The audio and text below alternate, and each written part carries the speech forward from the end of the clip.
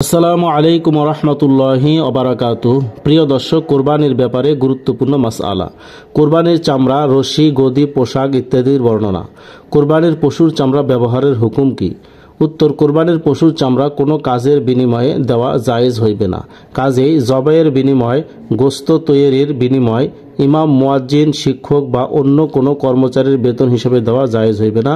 এই যে জাওহিরুল ফিকা প্রথম খণ্ড 442 পৃষ্ঠার মাসআলা। প্রিয় দর্শক, অতএব কোরবানির পশুর চামড়া নিজে ব্যবহার করিতে পারিবে। অতএব কোরবানির পশুর চামড়া নিজে ব্যবহার করিতে পারিবেন। অপরদিকে অন্যকে হাদিয়া দিতেও পারিবেন। ফকির বা মিসকিনকে দান করিতে পারিবেন, কিন্তু বিক্রি করে নিজে মূল্য খাইতে পারবেন না। প্রিয় দর্শক, এখানে আরও কিছু মাসালা দেওয়া আছে কোরবানির চামড়ার ব্যাপারে। কোরবানির চামড়া বিক্রয় করা যাইবে কি না? বিক্রয় করা গেলে উহার ব্যয় করার নিয়ম কি?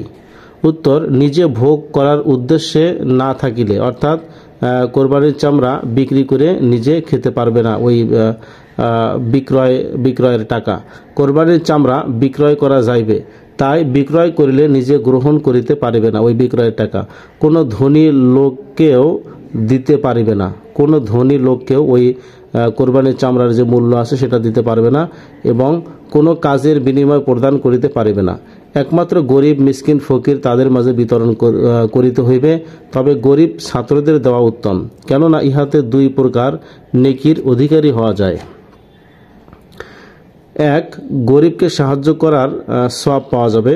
খ, দ্বীনি এলেম প্রচার ও প্রসার করার সওয়াব।